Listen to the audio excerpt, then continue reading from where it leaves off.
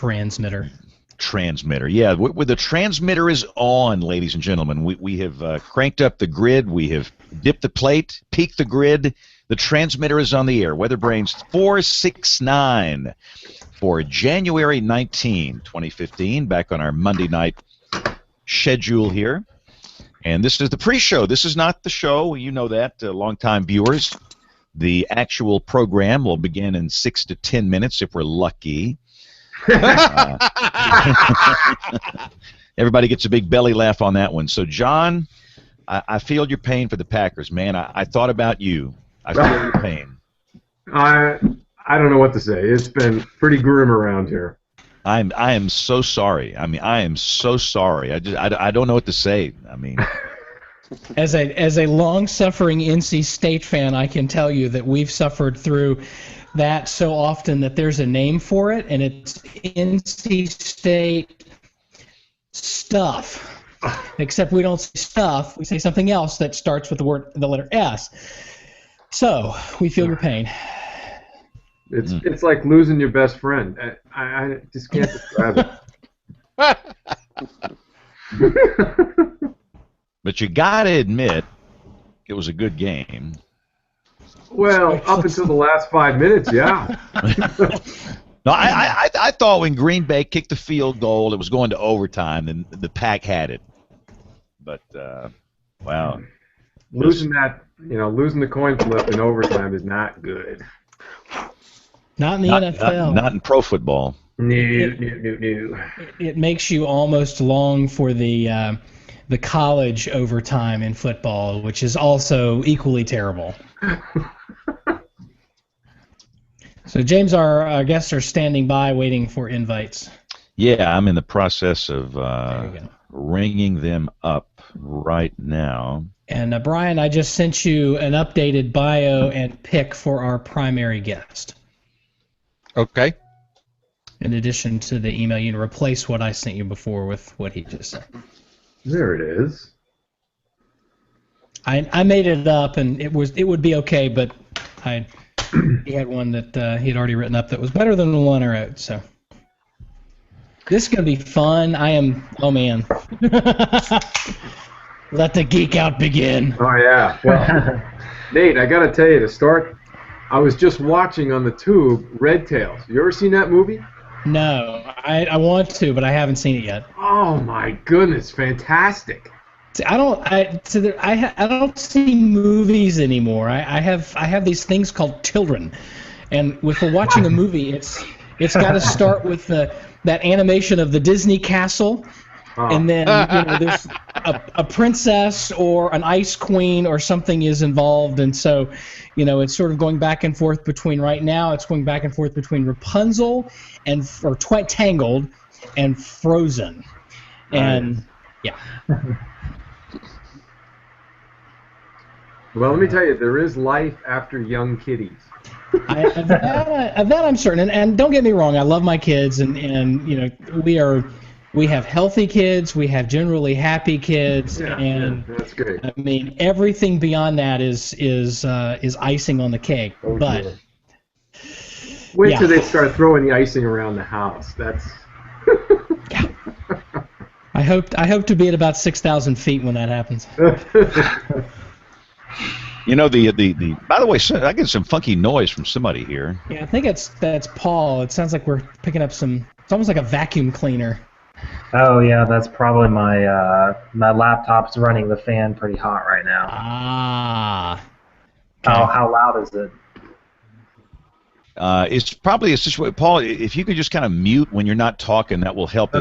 This is a core audio show, and we try and keep the audio kind of clean. But yeah, it sounds like there's a vacuum cleaner behind you there. So. Can you hear me talk over it? So when I'm talking, can you hear it? Yeah. When you're talking, it kind of goes away, but when you're not talking, the automatic gain control or something is just kind of sucking it up. So, all right, now Let me turn it off and see if it sounds better here. The thing with Jay Prater not having his picture, I've got him in a circle, but that doesn't help because I pull in Jay Prater, and there's at least 16 of these things. So I'm just going to start picking. Yeah. I'm going to pick every Jay Predator in the book and see if we can find him. I'm adding a bunch. I got like 6 going here. Everybody by the name of Jay Prater be invited on Google Plus. But I do know that he's got caps. Some of these are not caps. Let's go down and pick this one. Have you done the WeatherBrains live bigbrainsmedia.com? Yeah, it's not. Clear your cache. Okay. Hang on here. Stand by for news. Yeah, I'm seeing it. 469. Okay. And I think you hit option and refresh. Yeah. And it clears the cache. There it is. Yep. Yep. Got it. Yep. So apparently Jay is not one of those that we invited in. We've got Paul, and I've invited Chris from Phoenix. I know it. I say I know it. I'm pretty sure I got his right because his picture's on his account. I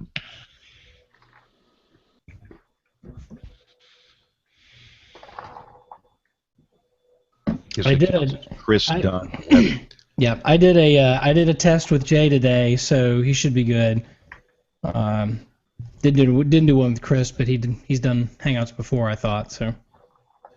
And they did have you both circled. Yes, I wish. I don't know. I wish there was a way that when I invite people to the Hangout, it doesn't indicate anything about them being in one of my circles. That would sure help, especially when you've got no picture. I invited 2 more Jay Praters. And I do not see Chris.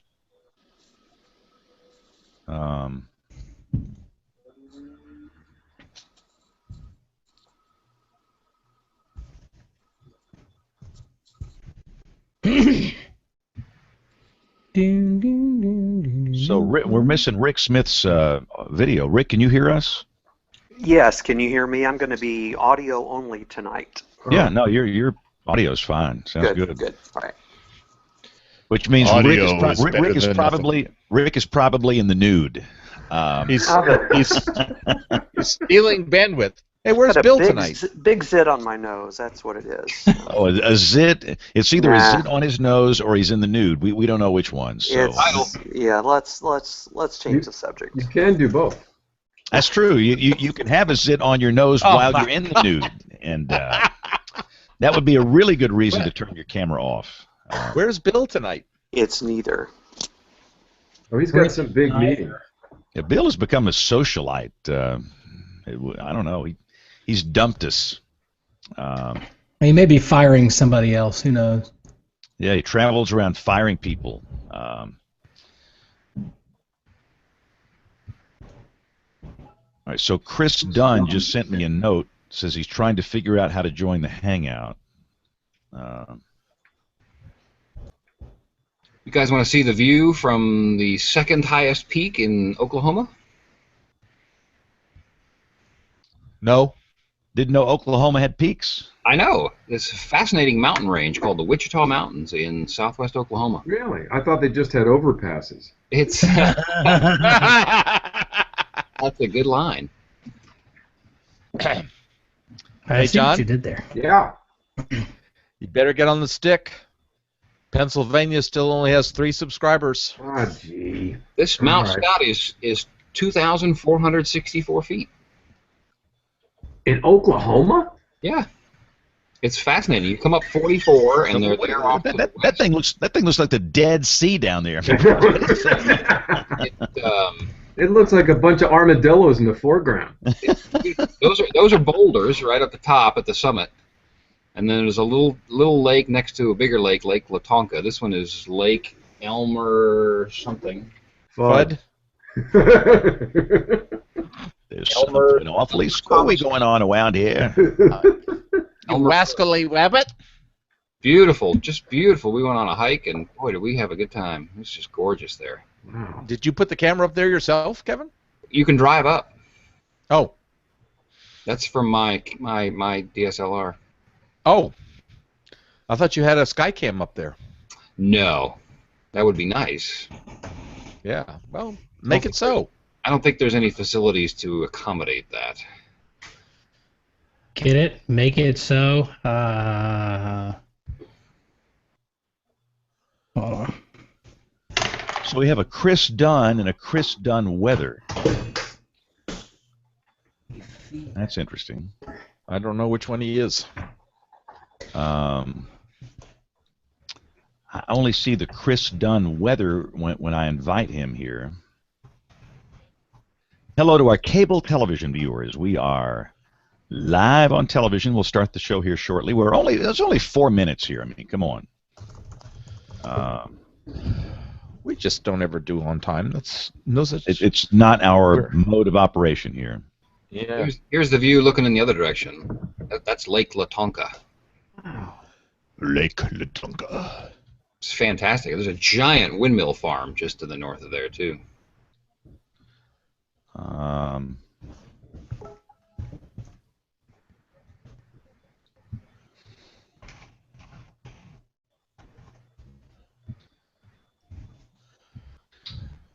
I've got Chris Dunn, who is texting me he's on the Hangout platform with texts.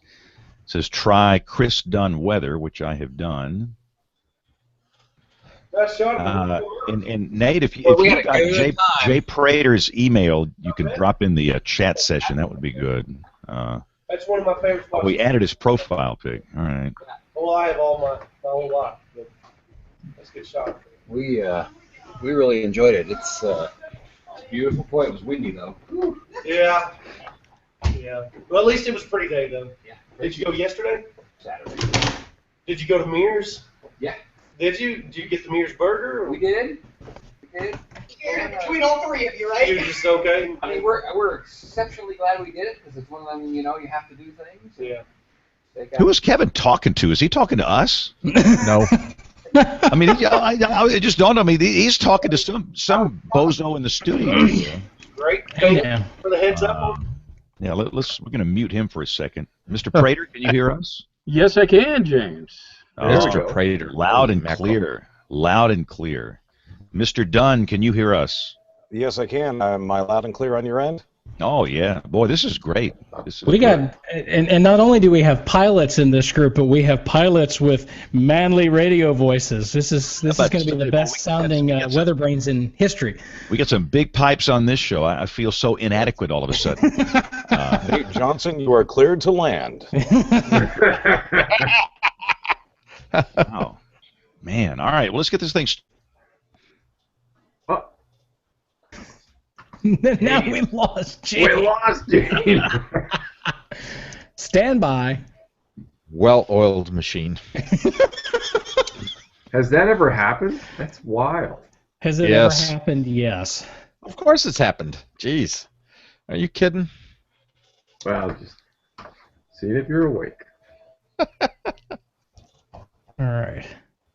Wow. Usually he comes back, so. Let's hope he realizes he's not there. Yeah. He could be talking, just on. Show title.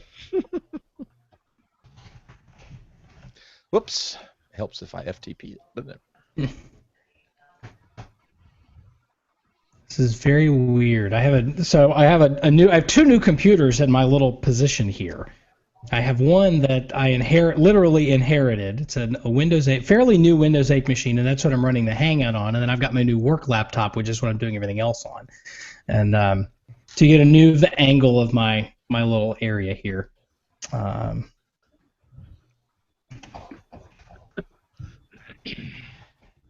It's weird because I have two keyboards, and I expect the mouse in the office. I've got them all the monitors all connected, and so the mouse goes in here, and the mouse only goes to one monitor, and it's very disturbing. I think we might have lost James. Wow. So we'll wait for him to realize that he's gone. But he looks so good in his position of stoicism there. Don't we all? Jay Prater. Wow. Mr. Selly. How long has it been, sir? It has been way too long. Got to be over 20 years. Probably so. Boy, oh boy, it's good to see you. It is good to actually see you, too. And what's interesting is I frequently drive through Wichita Falls. Oh, really? Yes, my in-laws used to live in Ballinger, so I was through there a lot. And but now they're down in Austin, but every now and then, in order to escape the quagmire that is I-35, we'll come up that way. That's a great idea, I think. We've gone back and forth a couple times since moving up here, and the minute you hit 35 in Fort Worth, you're just like, it's terrible down there. Okay, you guys, you can't talk because I'm from Southern California, and you want to talk traffic. You go to Southern California, and you spend at least a half a day there. Then you'll get a full appreciation of how good you have it. I would be shooting people off the highway in California. How you doing, Chris? Great. How are you doing, Kevin? Good. Yeah, Glad to see you're in a good place. I don't do traffic. Yeah, my commute has gone from an hour and 15 minutes one way in Dallas to 6.5 minutes here in Wichita Falls. 15 minutes combined, total. Yes. Including walking in from the parking lot. I know. I go home for dinner, and I've accumulated all of, I think, 14 miles on my car. Up and back and up and back. Nice. Yeah, I've only 80,000 miles on my car in the last 3 years. I used to do about 20K a year, and I'm anxious to see what it is this year. It's going to be nothing. All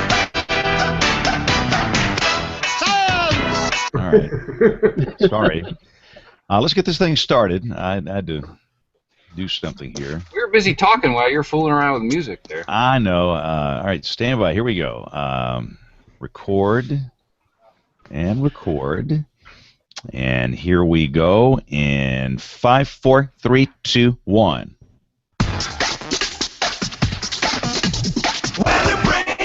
Hey, this is Weather. Hang on. Stand by. False start. Mulligan. Somebody wanted to start again last week. Nate did, and you wouldn't let him. Yeah. All right. So this is the show, ladies and gentlemen. Yeah. All right. So here we go. Finally. You coward. Right, in 5, 4, 3, 2, 1. WeatherBrains! Yes, it is, ladies and gentlemen. This is WeatherBrains episode number 469 for January 19th, 2015. It's the weekly show all about weather. James Spann here. Welcome to the show. We got a fun one tonight. I sense this might be one of the greatest shows ever. We got a lot of people here. Some people are out. And let me just say up front, Aubrey Urbanowitz is out. So the next time we do an email segment, it's going to take 4 hours. Aubrey's not been on the show since, like, before Christmas. But her last schedule, year, I was email officer. Yeah, so her schedule was changed, and she's working the morning shift. And she is out this week, and Bill Murray is out. Brian Peters, what is Murray doing now? Is he I don't know. firing He's somebody? probably he's probably jetting across the country firing somebody else. I don't know. He travels around firing people. So, but he has some meeting. But Brian Peters is with us, the internationally beloved meteorologist, the former government warning coordination meteorologist. Brian, how are you? Yes, I'm fine. I'm doing great. The weather in the southeastern United States is absolutely superb. How nice is it, Brian? It's superb. I got to 68 degrees today. Isn't that wonderful? Oh man, blue sky, little thin cirrus. Man, it was wonderful. And what's really disturbing, earlier today, Brian was wearing his tank top and flip-flops, and I'm just saying it's not a pretty sight for nothing personal, but Brian, you might have looked better than the thong back when you were 22. But what? It's better than the thong I was wearing. All right, show title. So, Kevin Stelling, how warm was it in Wichita Falls, Texas today? 70 degrees today, 73 yesterday. Ooh, Wow. hot Nice. tamale. In fact, Wow. I did this on TV. It was the high yesterday was 36 degrees warmer than just 2 weeks ago. Goodness. Whoa. The January thaw. But you were just you were doing a show and tell a minute ago. You went to a mountain peak in Oklahoma that I never knew existed. It's called the Wichita Mountains in southwest Oklahoma. It is beautiful. You're driving north on 44, and all of a sudden, just out of the flatness of Oklahoma, is this gorgeous mountain range, and it's about 2,500 square feet. Is the second highest peak, called Mount Scott. You can drive to the top of that one. You're apparently not allowed to go to the top of the other one. I think is Mount Sheridan maybe, and for some reason you can't go up there. But it's part of the Wichita Wildlife Refuge. Wonderful place. In fact, I might even make that my pick of the week. Wonderful hiking, and you can see buffalo and elk, and they have a prairie dog town right on the roadway and part of the refuge, and it's just fantastic. It was windy as all get out, but just a really, really fun trip to the Wichita Mountains. What is the elevation, the peak elevation there? That Mount Scott, I think, is about 2,500 feet. Wow. And then looking off to the north, there's a massive wind farm that I need to learn a little bit more about, but it's just a really, really neat hiking place. Fortunately, it was cold enough that we didn't see any rattlesnakes. And then we went to a place called Mears, Oklahoma. It used to be an old mining town, and there's nothing left except this beat-up old restaurant, and there's a famous burger called the Mears Burger. I'm sure Rick knows about this.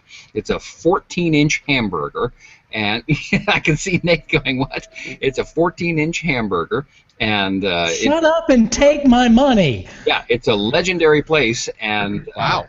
In the summertime, it is told that people will stand outside this broken-down old mining shaft-looking building for 2 hours to go in and have a Mears Burger. Goodness. Yeah.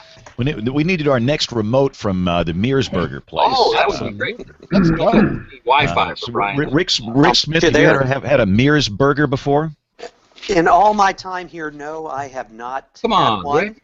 I've seen the lines. I've driven by the place, and I just like Kevin, I'll second his endorsement. I love the Wichita Mountains. That's I try to get down there at least once a year and go hiking. There's some awesome places, and but no, never made it inside the restaurant there.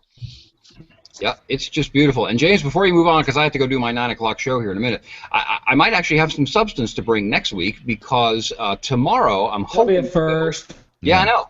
Because I can't do it. I've got so many shows here now. But tomorrow at the Wichita Falls City Council meeting, they're supposed to get a report from a company that they hired last year to do cloud seeding. And they're supposed to get some report late summer, early fall on how that went. And I'm a little skeptical of that. So if I can make it to the City Council meeting, maybe I'll introduce myself to those folks. And I think they might make some interesting guests. Cool. That's awesome.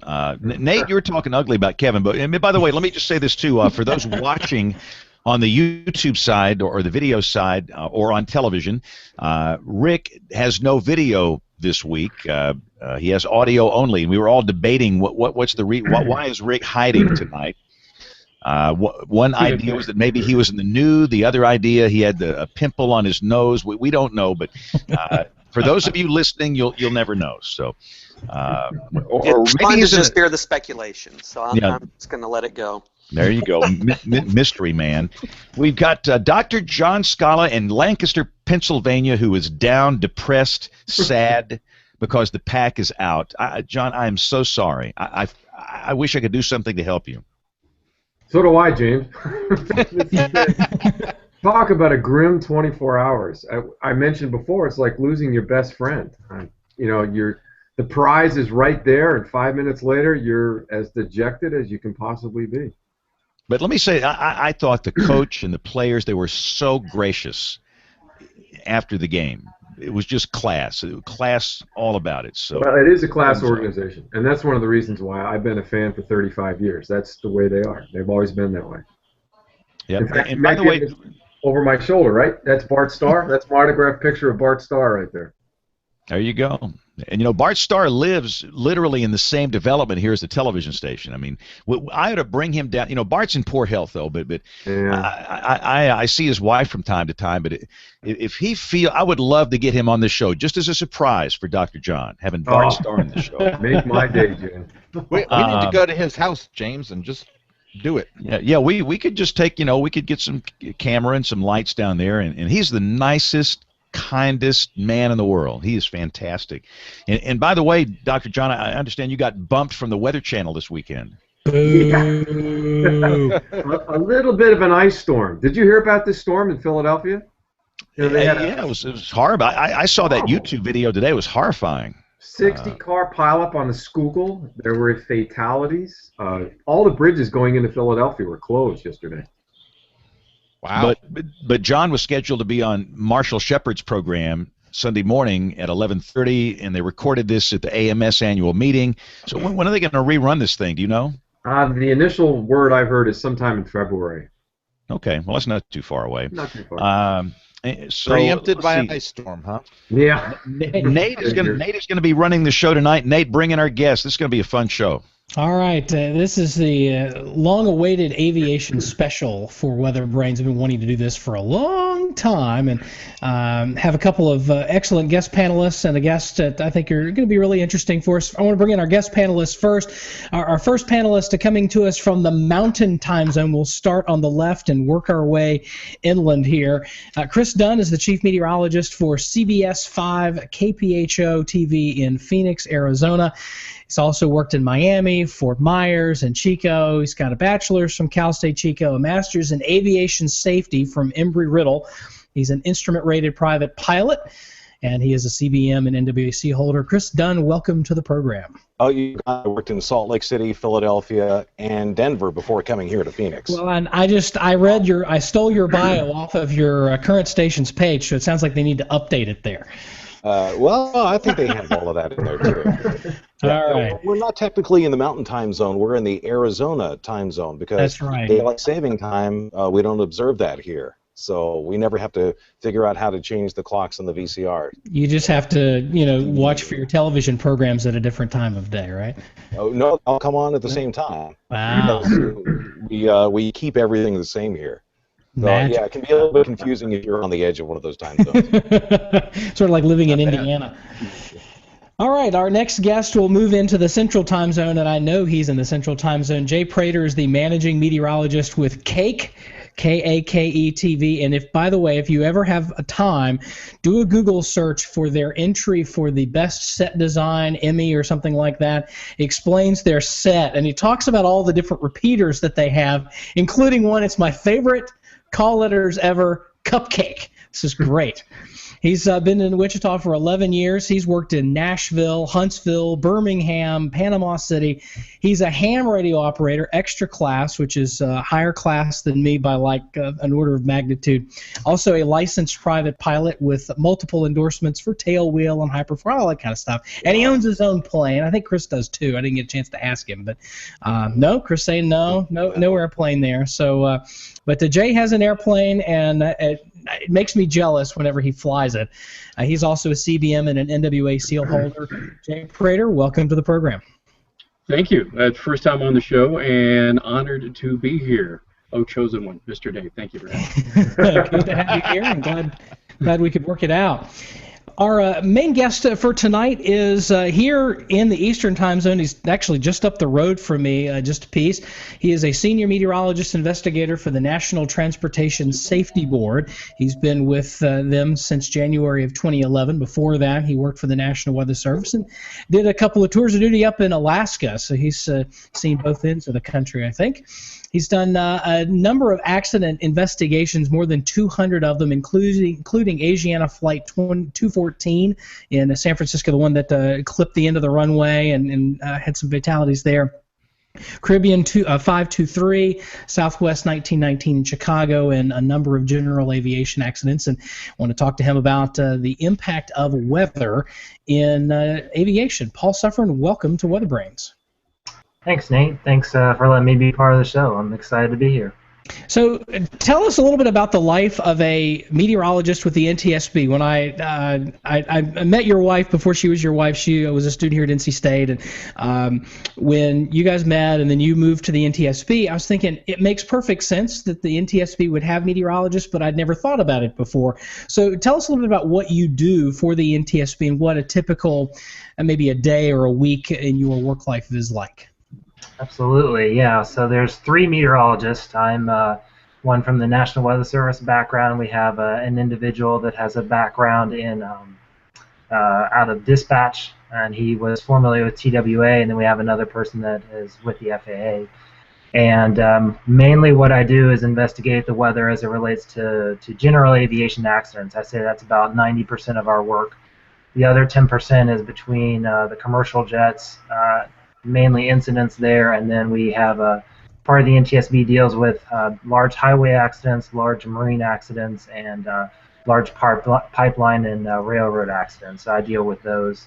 But mainly in a week, we'll get emails from investigators that are out in the field that actually go to the accident site, and we grab the weather for them, or we check out all the information that they need there. And so in any given week, one of our meteorologists is on call, and we're gathering information as far as, if they need it before they go on scene or after they're on scene. We're gathering all that data there. So.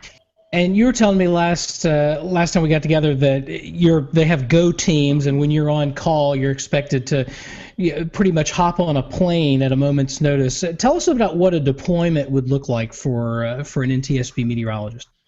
Absolutely. So for a meteorologist, what we'll do is within the first hour, we'll gather that we get a notification. So we'll get a notification from the FAA, or we'll get a notification from our comm center. They'll let us know that there's been an accident or an incident.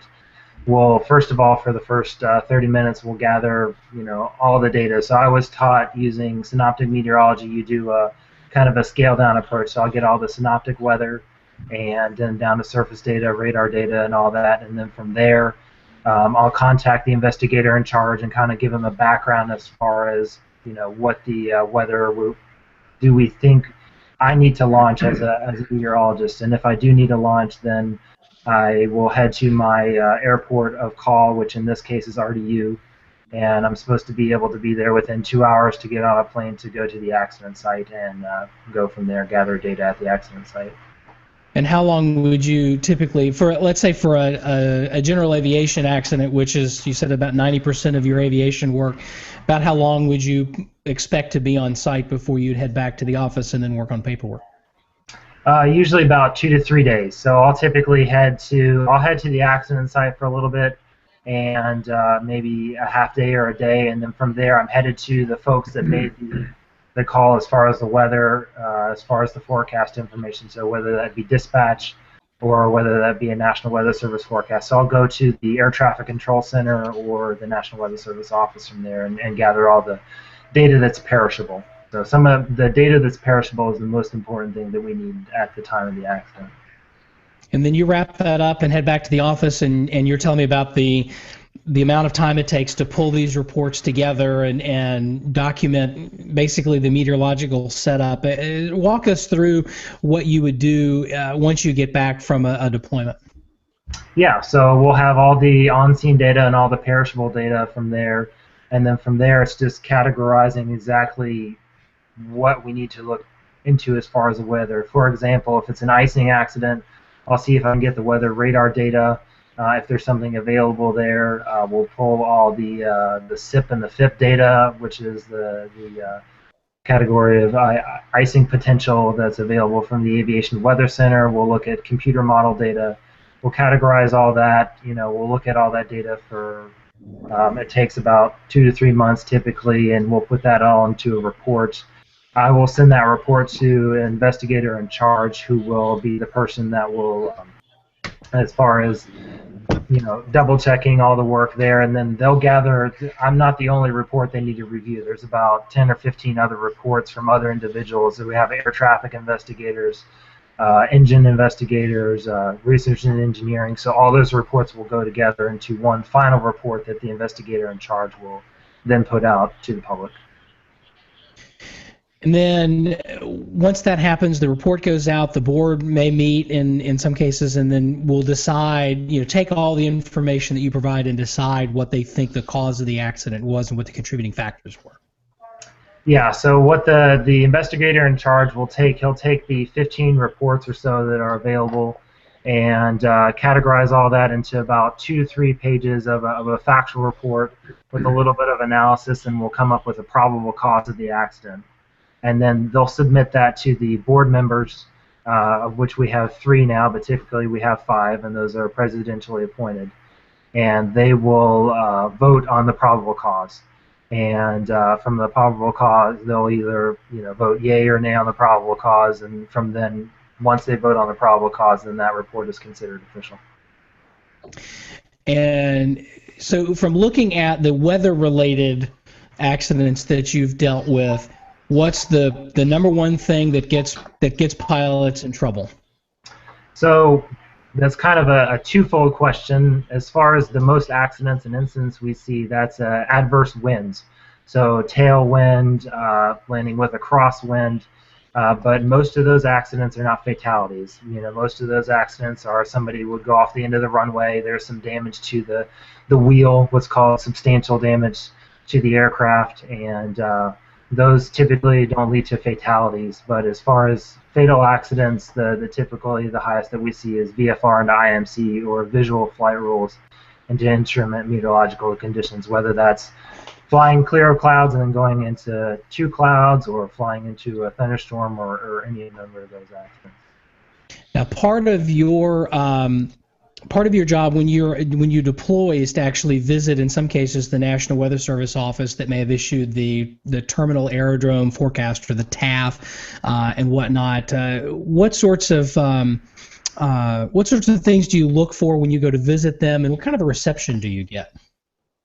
We get a great reception. We have a really good working relationship with the National Weather Service, with the FAA, as far as meteorology is concerned, and they greet us. And again, we're trying to get the perishable data. So if we're interviewing somebody that issued the TAF, we're going to talk to the forecaster that issued that TAF. Why were they, thinking of issuing a TAF a certain way? Why were they going with those categories? What were they looking at in the models? What were they looking at as far as current conditions? Why did they update it? Why did they not update it? All those conditions as far as that. If it's the Aviation Weather Center, if they're putting out, a SIGMET or something related to that, why did they put it out then? Why did they wait? All those questions that the meteorologist may forget after a point in time. We want to get that perishable information that's inside their head onto paper so that we can review stuff. So I want to open it up to Chris and Jay and sort of talk about your approach when you're thinking about going somewhere. I know, Jay, you take the family to go eat, and the $100 hamburger, the proverbial $100 hamburger, which I imagine for a family of 4 becomes a little expensive. Or family, I don't know how many kids you have, but for a family it can be expensive. But what sorts of things do you look at when you're deciding, I want to get up and I want to go fly today, or I want to go somewhere, or I just want to go up and bore holes this afternoon? Good.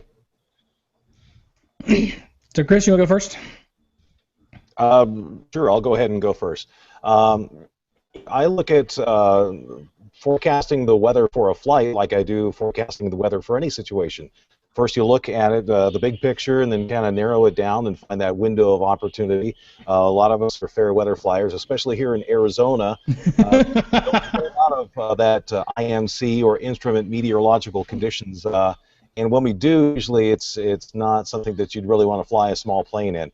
So, we look at the big picture first and then kind of narrow it down to a flight path and make that go, no-go decision. Can I make this flight safely with my current skill level, my proficiency? I am instrument rated, however, I am not instrument current, and there is a big difference between even instrument currency and instrument proficiency. So, with the airlines, you have recurrent training. Every 6 months, they're in the simulator, and they're doing that stuff all the time. We only have the requirement to meet with a flight instructor once every 2 years. That's just to maintain a private pilot certificate.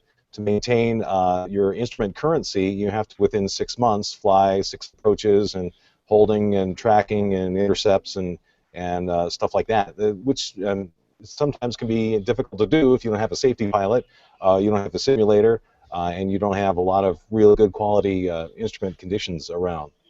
So I look at a lot of the flying that I do, at least here in Arizona, is fair weather flying. It's VFR, visual flight rules, and a lot of that's really at this point is kind of dictated by the wind. If I'm going to fly in the mountains, anything over 20 to 25 knots is usually a no-go because there's all the turbulence associated with winds blowing over the mountains. It all comes down to fluid dynamics, which we know a lot about in forecasting the weather.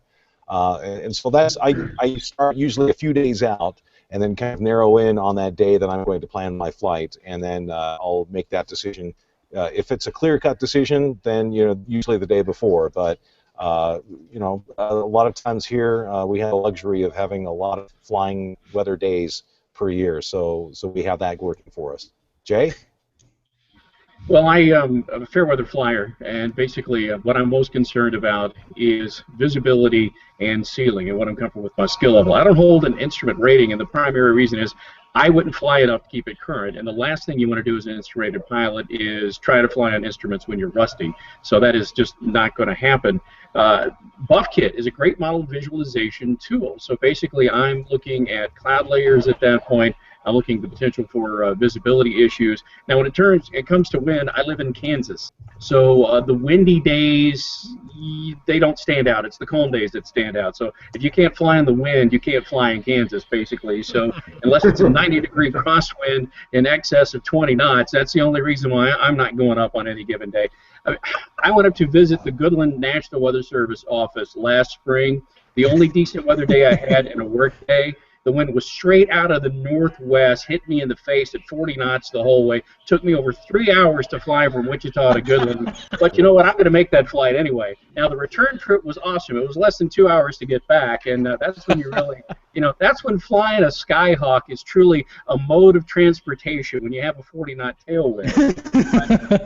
The fair weather flyer that I am, it's all about ceiling and visibility. And I'm really glad we're having this discussion today because, even though I brief myself, if I'm doing any flight outside of the local area, I am calling 1-800-WEATHER-BRIEF in order to get that official standard briefing to get myself captured on tape, recorded as getting an FAA standard briefing. Because if for some unforeseen reason Paul should show up at an incident where I am, I need to make sure that they knew that I had an official FAA briefing. So, Paul, tell us a little bit about the weather briefing and why pilots are encouraged but not necessarily required to get a weather briefing from the flight service station or from 1-800-WEATHER-BRIEF. Yeah, so we check every time if there's a weather-related or any accident, we do check and see if they did get a weather brief, whether it's Lockheed Martin Flight Service. A lot of people with tablets these days are getting things through ForeFlight or other folks, but that's one of the things that's extremely important to get because the briefer may bring up something that you yourself, as the pilot, whether you know meteorology or not, may not have thought of or may not have looked at. I have several accidents where pilots have gotten a weather brief and they're concerned about weather at their destination, but the briefer brings up information that is happening in between. And have had several briefers that have given briefings to where the accident site would be at. They flew into the weather at that particular point. So what's given in a standard brief when you make that call is a briefer giving you information from synoptic conditions to looking at SIGMETs and AirMets, the things that would concern you the most as a pilot, and then from there they'll step through greater and greater detail things if you ask more questions. The most important thing as a pilot is to ask the questions because you're going to be flying in that atmosphere, so knowing the most information possible is definitely important. So let me ask this, in the difference, we're talking about just sort of the new wave of technology with apps like ForeFlight and FlyQ. You can get a weather briefing through ForeFlight. Do you see any difference, and we'll open this up to Chris and Jay as well, do you see any difference between getting the official briefing through WeatherBrief versus ForeFlight? Is it the same information, or are there situations where you might want to lean one way or the other? Well, I can answer that one. If you log on with your credentials, which are either DUAT's credentials or DUAT credentials, When you log in, you are getting basically ream after ream after ream of paper, which includes a synoptic brief, a standard briefing, any NOTAMs, which are notices to airmen, any temporary flight restrictions. El Presidente's in town. If you want to meet an F-16 close-up, just try to penetrate one of those things. Yeah, I don't recommend that. And also, like I said, NOTAMs are if there's lights out on the field, there's a runway closed.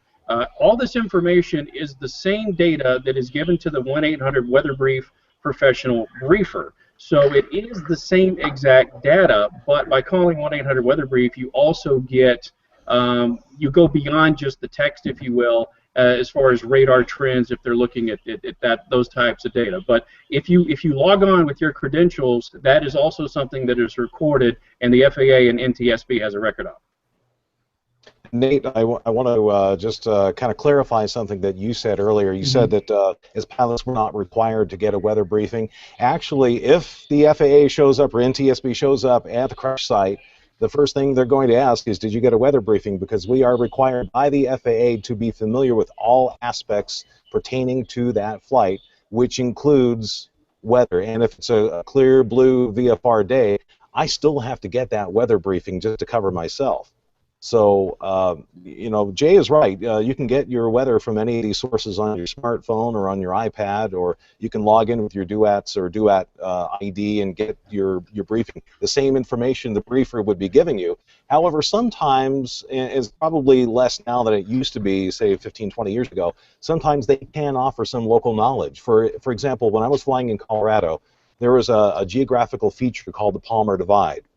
And if you were flying between Denver and Colorado Springs, normally you think, okay, the Rockies are here and everything else is flat on the plains. Well, that little rise in terrain, a lot of times it's about a 2,000 feet rise.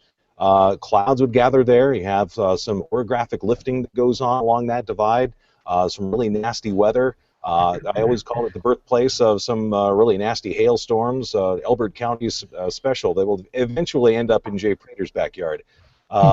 But, having that local knowledge of knowing that, well, when the weather is like this and when the wind is blowing that way, fog can form and you might be flying along at 9,000 feet and all of a sudden you're into it. But the weather forecast for this area said it wasn't going to be that bad. Knowing that little local knowledge can go a long way. And what you talk about how that maybe some of those folks aren't giving that local knowledge before. Why is that? Well, a few years ago, the flight service stations, a lot of them around the country closed down. They consolidated them, and now the government is farmed out that function, so to speak, to Lockheed. So they're giving that responsibility that was covered by the government. Now they're saying, okay, you guys take care of it, and they're covering a much larger area than they used to. Kind of like what happened with the National Weather Service. Yeah. So, Paul, we had you and I talked before when we were meeting about this that you had a couple of cases you wanted to share just to sort of step us through what an investigation would look like with some real data and some of the lessons that you learned. And then after that, we'll open it up for additional questions before we wrap up. Okay, absolutely. Well, let's try the screen share and see if it works. So, full screen. I'll bring up a couple cases here. There we go. Is everybody seeing my screen with the base reflectivity data? Yeah. Looks awful familiar. Yeah, so I thought I'd bring up this one first. This is a flight from Arkansas to western Texas. The flight track is on the black line, and for those listening, the black line is headed towards some base reflectivity with some rain showers. It's about 5 miles away or so, some reds and yellows on base reflectivity. This particular flight was a family. They're flying VFR, flight following, and the flight, he had an iPad and was following the weather on his radar and on his iPad, and thought he was going around the underneath of the cell. And I'll advance it forward one time step there and got caught in the updraft, unfortunately, and had an in-flight breakup, and everybody was lost on that one here. And let me bring up the, I did a comparison between the air traffic control flight track with this top image, has the accident flight track, and it has the red line of the flight track flying into the rain shower there. And then if you go down further on the screen there, you see the XM weather image is what the pilot had available to him in the cockpit. At the same time, it's the same timestamp, and if you're listening, the air traffic control flight track looks like it's going around the bottom part of the rain shower.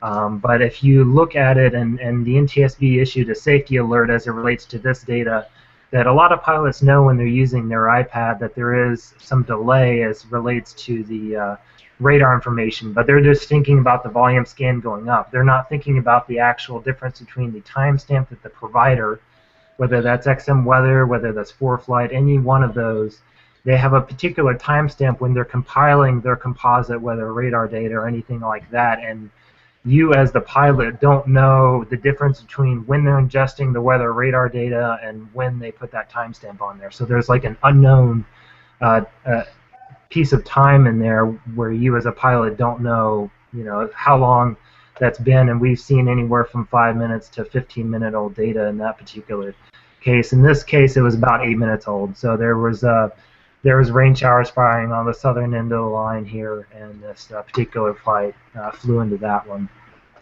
Got another one here that's a King Air flight. Let me bring this one up here. Actually, let me bring up the base reflectivity data. So this is you guys seeing the base reflectivity from Shreveport here. It's a cell that just fired. It was elevated convection. The black line is the weather, is the air traffic control flight track. The black dots are lightning for those listening. There's a heavy thunderstorm that formed right in northeastern Texas. King Air with one person on board was flying south from Missouri down to Texas, or down to Mexico in this case, and flew into a thunderstorm and led to an in-flight breakup in this particular case. This was the only cell in that particular area, so they could have diverted, to the left or to the right, any number of ways there. And we have a 3D image of this one. Let me bring that one up. Was there a reason they didn't divert? So we don't know. Unfortunately, in this case, this was an in-flight breakup, and we didn't. A lot of times, we can recover the iPad and see what data is on there. We have an amazing research and engineering department that even if a chip is burned or anything like that, they can still pick up the data. But we weren't able to get it in this case. But he was IFR and he was following, and in this particular case, this individual was getting information from an air traffic control center, and the air traffic control center did not get him the information to the pilot till too late. We'll just leave it at that. And was only being diverted because there was I believe either a Boeing 757 or 737 saying, "Hey, Mr. Air Traffic Controller, I see there's a extreme to intense cell at my 12 o'clock there. Is it okay if I divert?" And when the 757 brought that up, that's when the air traffic controller mentioned in this particular case to this pilot, you might want to divert to the left or to the right of this cell, but at that point it was too late. So a lot of cases like that, have a lot of thunderstorm cases, and I can do, bring up one more here. We'll do an icing case here. I'll bring up a little bit of background for this case. So this is what, if you get what's on the screen now is a weather factual information that has a synoptic chart of 850 millibars with the accident site. If it's any one of the cases that me or my two other meteorology colleagues have done and there was weather involved, you'll see a report like this that's anywhere from 25 to 40 pages or so. It'll contain all the weather information. So you have your 850 millibar, your 700 millibar chart. So there's a trough over the northern Illinois Great Lakes area there at 850 and 700 millibars down to 500. In this case, there was a weak lifting with a little bit of isentropic upglide and weak precipitation going on. And let me go down to the radar section here real quick and get that information. So it's really, if you guys are able to see this on the screen, this is the weather radar data from the radar right near Chicago, and it's very, very faint dBz values, anywhere from 5 to 15 dBz. It's a very, very light precipitation. This is all aloft for meteorologist investigating accidents like this, it doesn't bother us necessarily that the weather radar beam goes above the Earth, so that is handy in this case. But this was one of the first cases where we were able to use dual pol data, and I'll kind of step through. We had the ZDR in this case was told a really neat story, and we put out a couple of recommendations as it relates to this. I'll step through the ZDR. What you're seeing on the screen is the flight track, which is the black line heading south from northern Illinois down to central Illinois.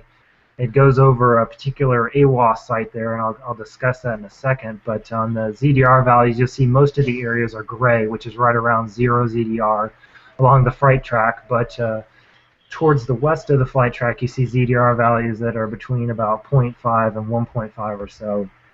And as I step through, those higher ZDR values go right over the flight track. Yeah. If you look at that, at the exact same time that AWOS station, which is an automated station, goes from snow to light rain. However, the temperature is 27 degrees Fahrenheit.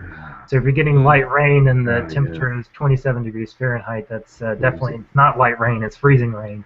Yeah. But this AWOS was not equipped with that. So we put out a couple recommendations as it relates to that, to at least give pilots information. This should at least be categorized as unknown precipitation. Don't give them false hope that it's light rain. It's the pilot doesn't listen all the way to the METAR and doesn't hear that it's 27 degrees Fahrenheit.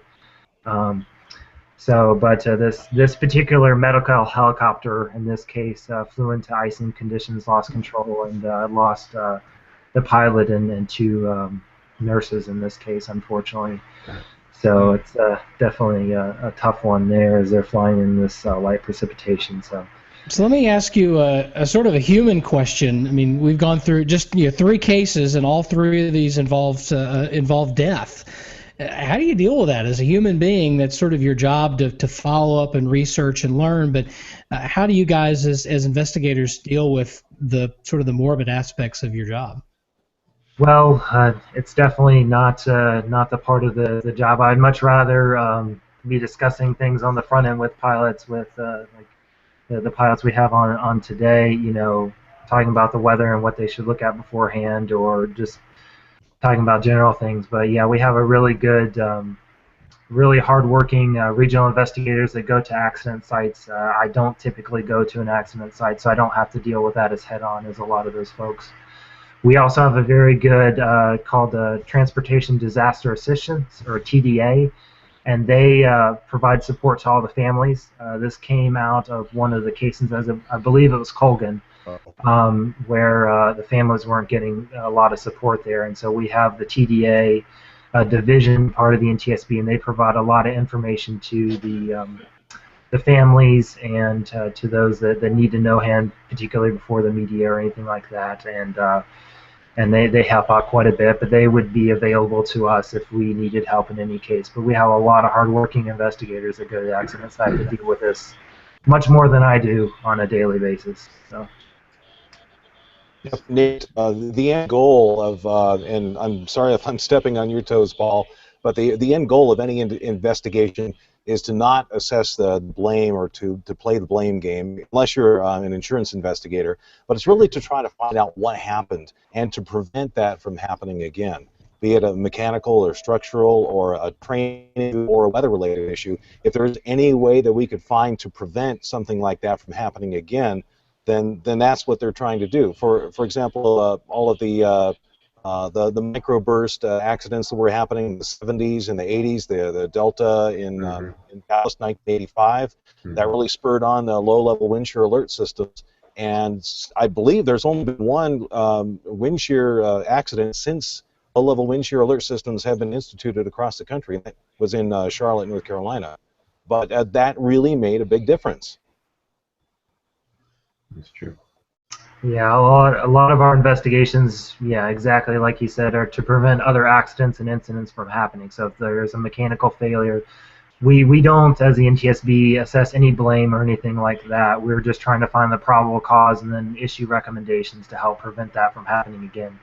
The TGWRs and all the low-level wind shear have been a great improvement. The Southern Airways accident in the late 70s were one of the instances where we got the CWSUs in the Air Traffic Control Center to provide weather information to the air traffic controllers so that they can pass that on to pilots if they need it, especially in tactical situations where they're flying near thunderstorms or around them or dealing with VFR and IMC. Have several cases where the CWSU folks have provided invaluable information to a VFR pilot who was on top. For instance, he was on top of some clouds or near a thunderstorm, and they've helped him find a clear airport to be able to land safely at. Now, Paul, you were telling me before that air traffic controllers and pilots may both have weather. Pilots have weather in the cockpit through ForeFlight or XM or something like that. Air traffic controllers have weather, but it's not necessarily the same weather, and that there might be some assumptions that are made on both sides that you're looking at the same stuff and that could cause problems. Yeah, absolutely, and we're seeing that more now with the technology that folks have with their iPads in the cockpit here. I'll try a screen share. I actually have a picture of air traffic control, what they would see on there. Let me bring that up here. But yeah, they're able to look at the information. So here is what an air traffic controller would see at a particular air traffic control site. They just have 3 colors on their screen there, and this is that flight that tried to fly around the southern end of those rain showers there. So that's what they see, and then I'll bring up here's what the pilot would see as far as XM weather. So they're seeing more colors. And then as a meteorologist, you're seeing at least the top image of 28 to 56 colors or 256 colors if you're a meteorologist. So everybody's looking at different information, and there are assumptions being made by air traffic controllers or by pilots that they think somebody has better weather information. We had an incident in South Carolina where a particular pilot was flying down, and he's said, I never thought the air traffic controller would let me fly into weather. And the air traffic controller, heard that the pilot had weather on board, so he assumed it was radar, and the air traffic controller thought it was better information than that he had. And so, it's like 2 outfielders going for the ball, and they both drop the ball. The ball drops in the middle of them there, unfortunately. Yeah, I can actually give you a real-world incident on that. I was flying cross-country from Wichita to Birmingham back in August, and as I was flying in northwest Arkansas, the controller at that point told me that I might want to deviate to the north in order to avoid precipitation. I had sunlight ahead of me off my nose, and off to the left I had towering cumulus and lightning, and I politely told the controller that I was going to maintain my current heading. So even what he's seeing on his ASR9 isn't necessarily what you're going to see in the real world. Yeah, and one of the things that the air traffic control facilities, they're getting a composite of several different radar beams as it goes up, but they're going to be upgrading that here in the next year or so. So they're going to get updated weather radar composites after every scan, as opposed to waiting for the scan to finish and then dumping that whole thing into the weather radar. So they'll be getting better information, but that's only for centers. So that's not necessarily for the TRACONs or the tower folks or anything like that. So having important communication and having that information and discussing that is the most important thing that you can do, and sharing that. And you don't want to have the 2 outfielder situation. You want to do exactly what you did and discuss the weather information. Here's what I'm seeing, and then this is what we're both seeing on our radar. So that's perfect. Oh, I got another follow-up question for you. You showed that the data from XM, which is subscription-based. A lot of pilots know about Next Generation coming out, and FISB, which is Flight Information System Broadcast, which is going to be uplinked from all these ground stations. Part of the problem is you're only looking at 4 levels of reflectivity that's going to be displayed. I have not been able to find anywhere online where the brackets for each one of those levels of reflectivity is going to be. The maximum resolution is going to be, the minimum, if you will, is going to be 2 kilometers off this. So a lot of pilots will probably be giving up their paid subscription, transitioning to this free weather source, yet we're talking about a strategic asset, not a tactical asset, and pilots that are used to the higher resolution, higher VIP levels, if you will, of 88D data are suddenly going to get dumbed down with this free service. do you fear that there's going to be a big training gap when pilots transition to the FISB free broadcast? Yeah, I think there is already a training gap that we are concerned about as it relates to this new weather information. We're all about using new weather information, but the pilots and air traffic controllers need to be trained on it. A lot of the instances that we see, the accidents that I showed, are pilots using the weather information tactically, but they're supposed to be using it strategically, and we see that's where we get into a lot of instances like that. Regardless of the subscription that you have, there's still going to be a time gap in there that you're not necessarily going to know about, whether it's FISB, what you were talking about earlier, or XM, or any one of those. There's going to be a timestamp on there, and you won't know how long the data is that the data was taken before that timestamp was valid. And it's not in all of the manuals yet, and so having, making sure that you're using that information strategically is the most important thing that you can do, and staying weather aware in that direction there. But yeah, there's definitely a training gap right now, and the technology is outpacing some of the training at the moment, and so being most up to date as you can is a very important thing, but definitely having the discussion as well. Paul, I have a question for you. VFR not recommended is a term a lot of us have heard from the Flight Service Station Briefer.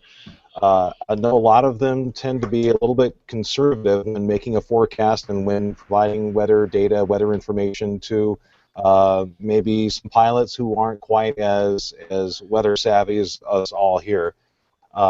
In fact, one time I was flying back from San Diego, and I was already 20 minutes away from San Diego heading back, and they said, I just wanted to get an update on a NOTAM that was issued, and they said, VFR flight not recommended, you should probably turn around again because of the coastal marine layer, which was 10 miles behind me.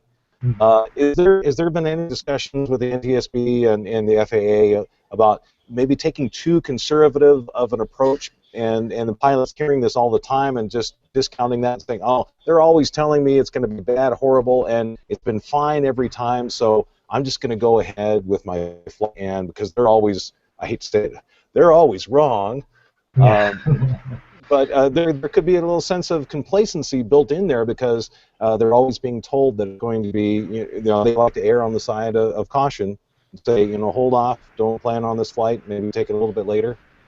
Yeah, well, I mean, having the best weather information possible is definitely what we hope to get, and that will, as you have better PIREPs and better weather information and better weather computer models, that'll help the meteorologist provide smaller airmets or smaller sigmets of where the actual bad weather is, and then as pilots you can make better decisions as far as what would be better. And the briefings that I've listened to where the briefer has given VFR or flight not recommended, those unfortunately have all ended in accidents. The worst one I heard of was one a few years ago where a particular pilot was flying from the Mountain West and was sitting in the FBO, the flight room there, and kept calling back the flight briefer every 30 minutes for about 3 hours or so, and kept getting VFR not recommended. And the pilot was like, well, what if I take off to the north? What if I take off to the west? What if I take off to the south? And the briefer kept saying VFR not recommended. And finally, this is a VFR-rated pilot. He found somebody at FBO who was IFR rated and said, hey, would you fly my plane to this destination?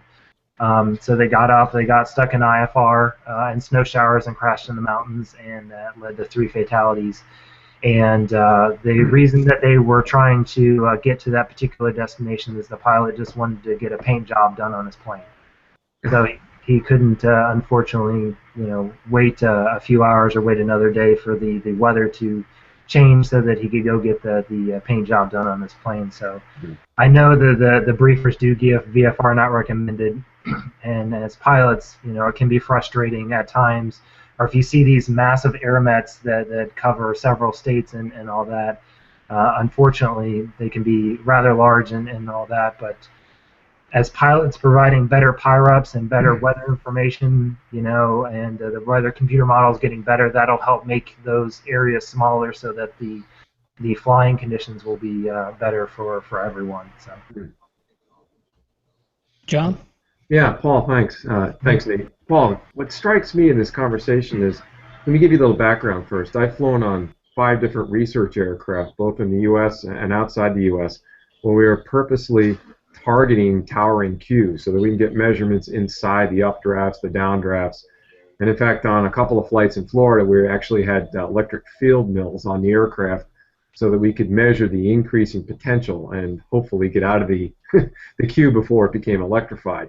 But my point is, we were purposely targeting deep convection. We knew what we were looking for, and we were flying into or around it, and even in some instances in icing situations. But we had visual cues, and I'm assuming this is, we're talking about during the daytime, but we've got visual cues of what to look for and what to stay away from.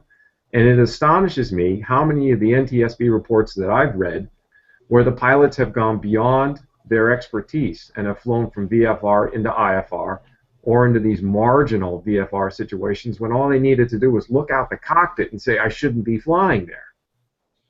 It seems like there's some basic fundamental knowledge that's lacking.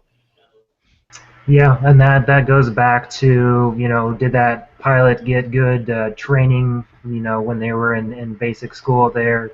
Were they getting, do they know all about the technology that they're using in that particular case, whether it's their iPad, whether it's the instruments in the cockpit? Absolutely. There's definitely some training gaps there that we're seeing in our investigations. And just having the best information possible, making sure that you always get a weather brief, because you never know when that weather briefer will point something out that you don't know. We had an instance in South Carolina where a briefer said, I think this pilot was flying from Virginia down to Florida, and the briefer said, I think this area in South Carolina is where you're going to have to watch out for, and that's where the guy flew into the weather. It was clear VFR to the west, totally, absolutely fine. And to the to the east, excuse me, and then to the west was this squall line coming through, and he flew right into the squall line. Fortunately, he survived. In this case, just lost his prop and was able to glide his plane down into a field and land that. But he had all the newest technology in the cockpit, had his brand new iPad, all that, and unfortunately didn't know all the information that the cockpit was giving him, and wasn't also providing that information to air traffic control as well. So yeah, there's having good information and then communicating that. And the NTSB just had general aviation weather on the most wanted list in 2014, and we're going to continue to follow that up. One of my picks of the week will be an area where we'll be following that up on, making sure that that information gets out to all the pilots and air traffic controllers and meteorologists as well. Paul and John, I have a good response to what John was bringing up. Some of it just comes from common sense. When I did my private pilot flight test, the examiner said, okay, we're going to plan the flight here.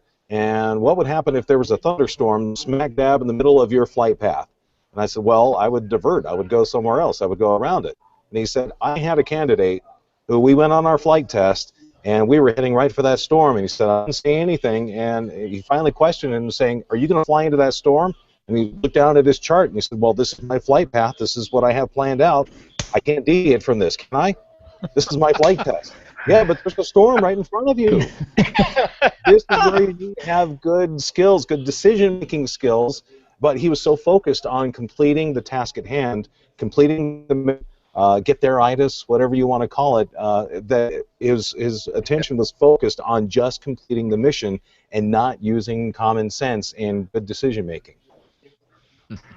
Yeah, Chris, I have a follow-up to that one as well. We have several, and our investigators are split up into regions, and most of our central region investigators have their pilot's license, and most of them will not fly in Colorado in the afternoon in the summertime.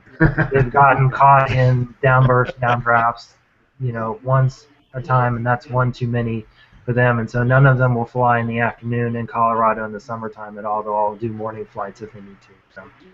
And they're in their GA aircraft, not 121. Right, right.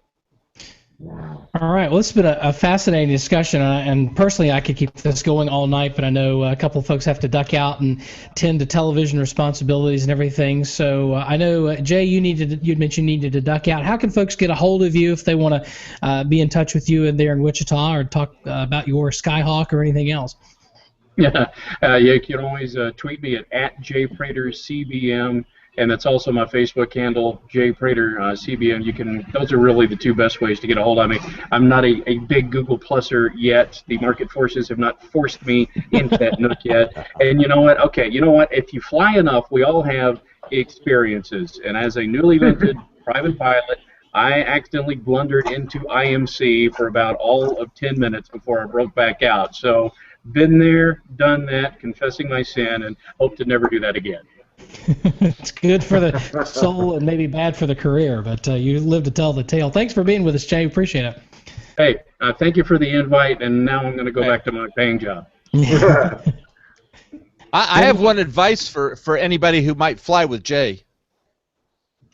Go on. Yeah. Be sure to take your cash or your credit card, because he always hits you up for gas. What? What? Is that even legal?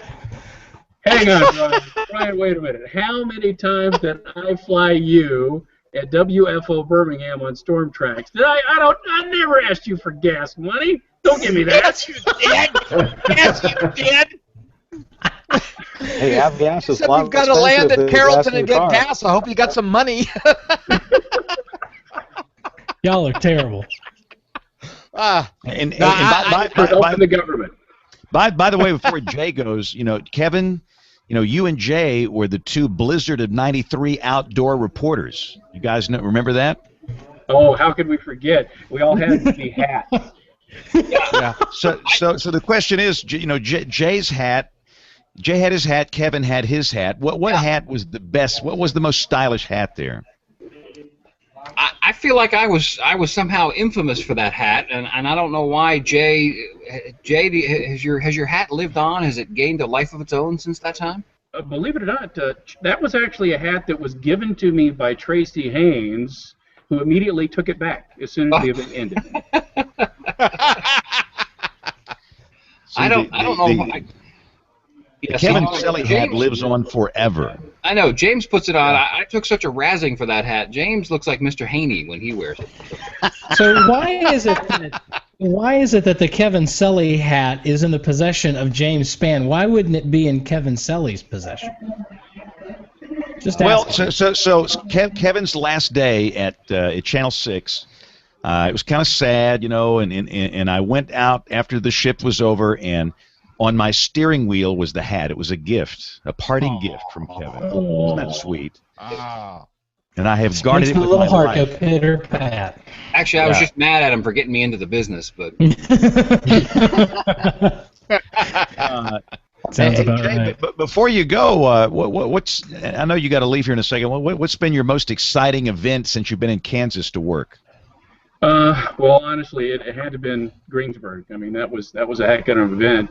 Now, earlier that same year, if you look around Bird City, Kansas, you ever pull up the radar echoes, there was a storm that rivaled that one easily in terms of radar presentation. The only difference is it went over a very sparsely populated part of Kansas compared to what was the Greensburg storm. I'm firmly convinced the Bird City event was just as big, could have been just as impactful. It just did not strike a town. But in terms of lasting memory and continuous coverage, so far it's been Greensburg. A very close second was just a few years ago. We had an EF3 tornado in southeast Wichita, did damage to the Spirit Aerosystems plant. That's where all the fuselages for the Boeing 737 are built, by the way. That same night, there was a long-track EF4 that ripped across Ellsworth County, Rice County, and dissipated just before it got into the city limits of Salina. I really thought Salina was going to have a Greensburg-type event that night. And looking back on the Greensburg event, if you could do anything different with your coverage, what would it be?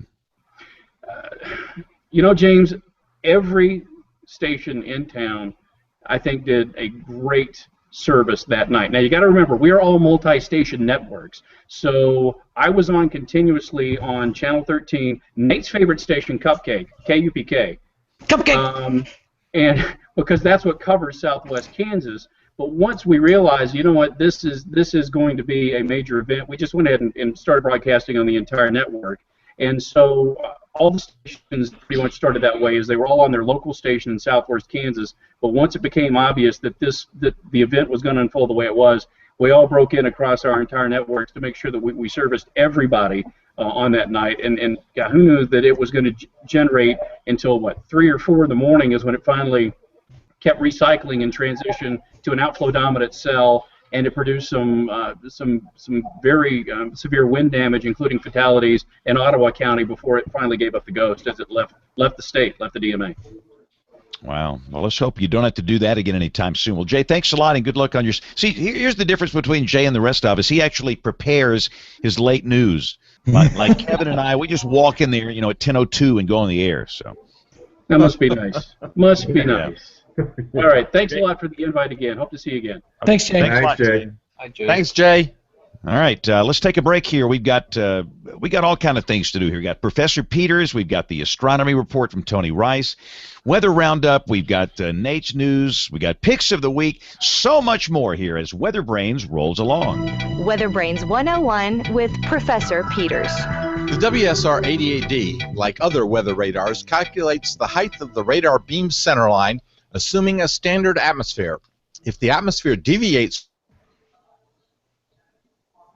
from standard or deviates from its assumed or normal propagation path.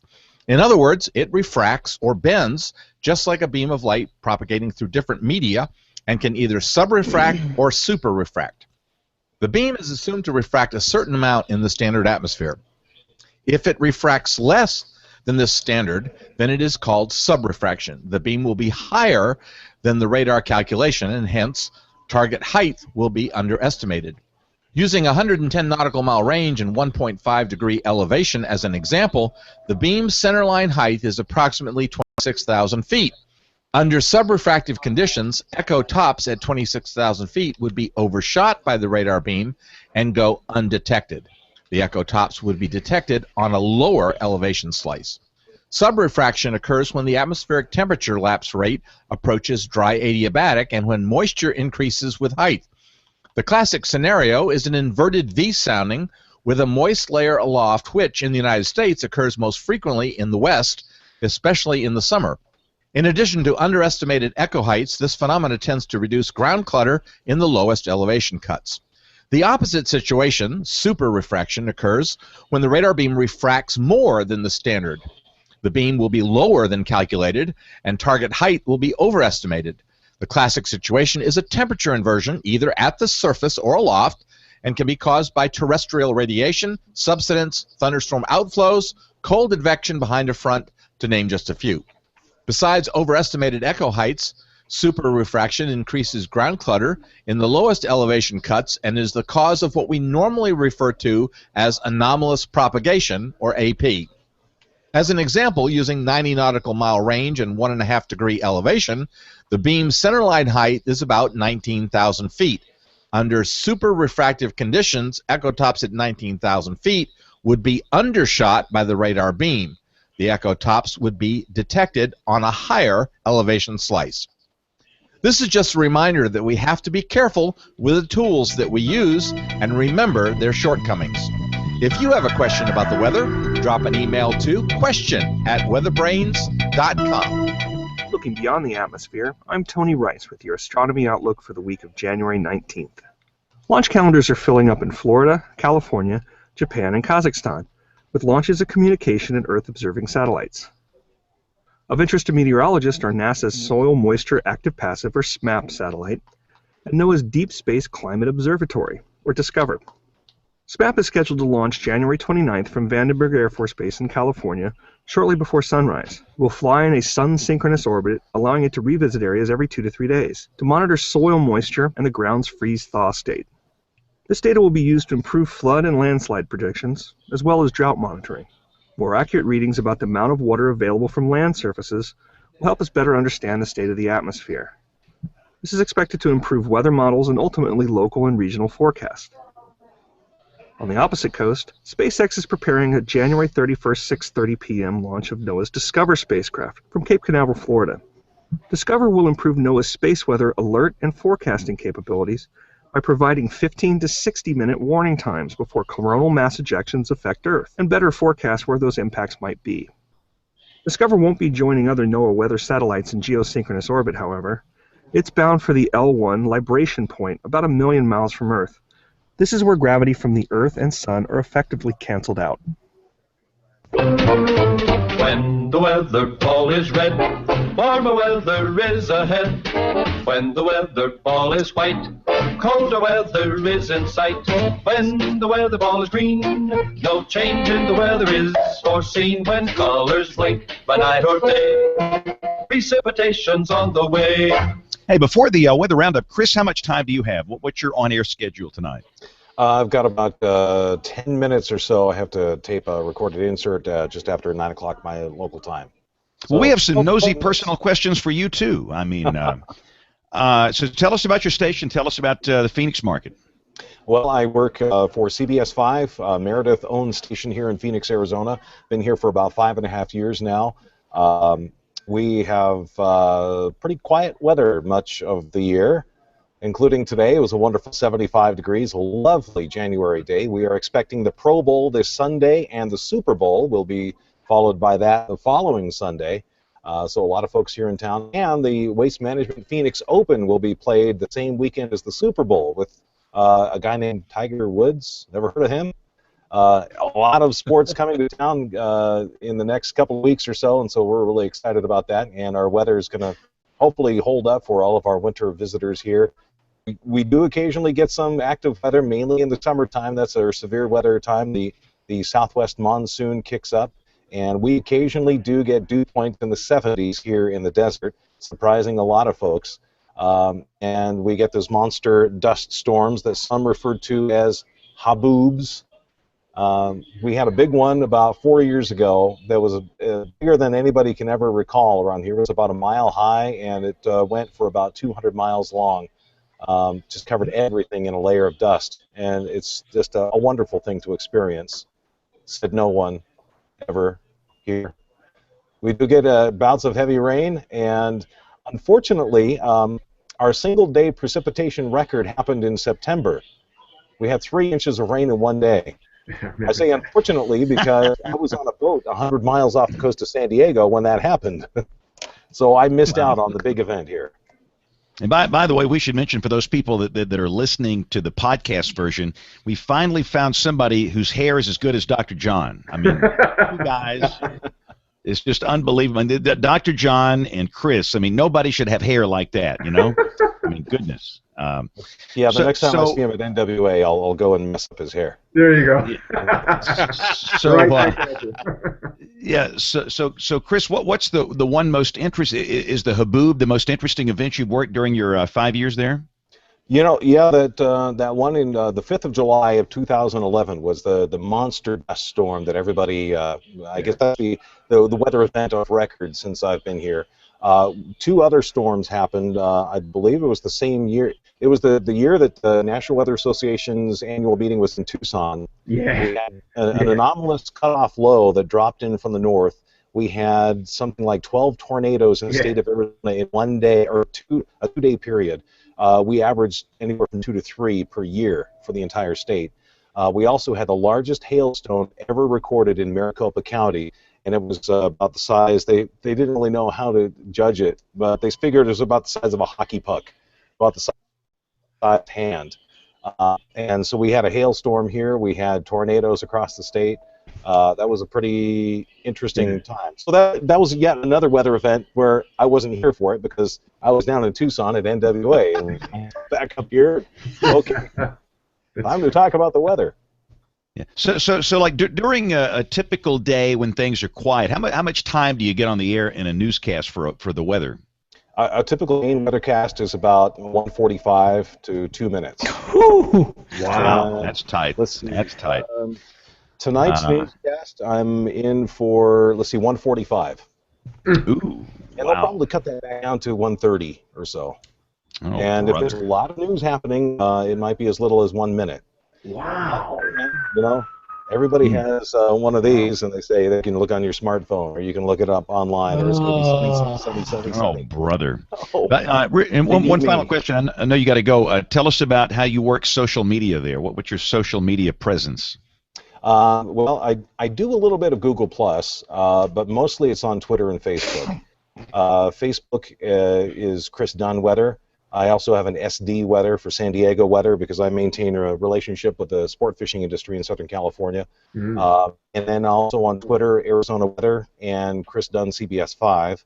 And I have a couple of other websites. It's in dire need of updating, but I have theflyingweatherman.com, which is aviation related.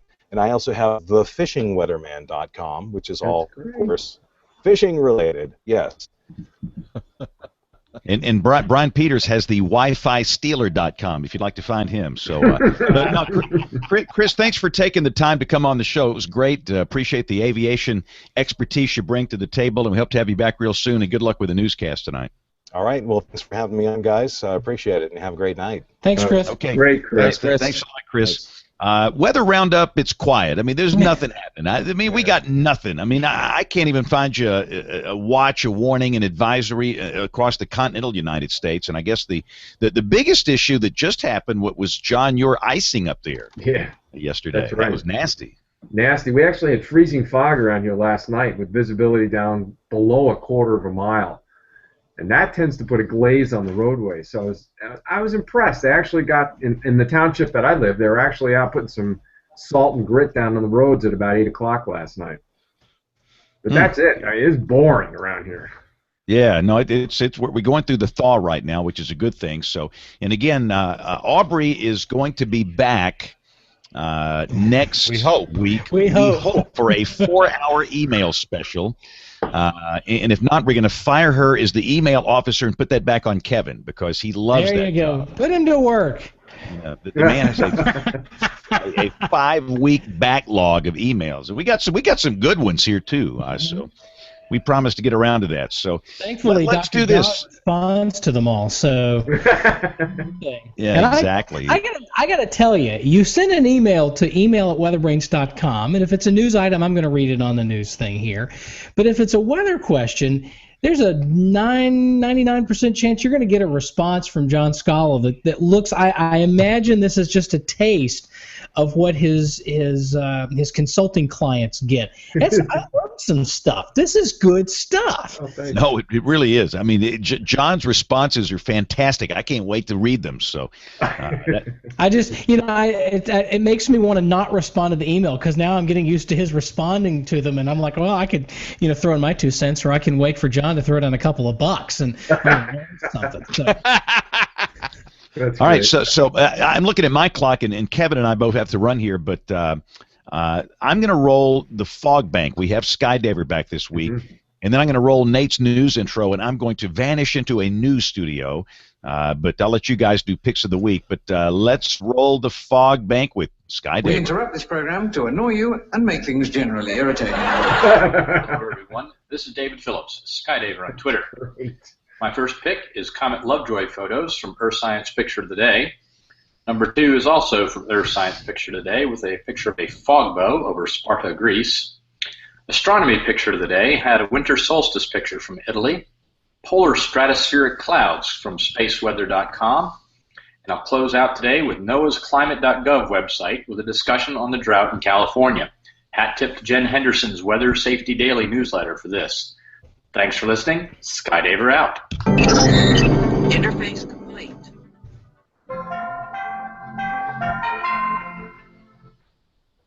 And that's the news intro. Let's talk about some of the news that's making news in the weather world.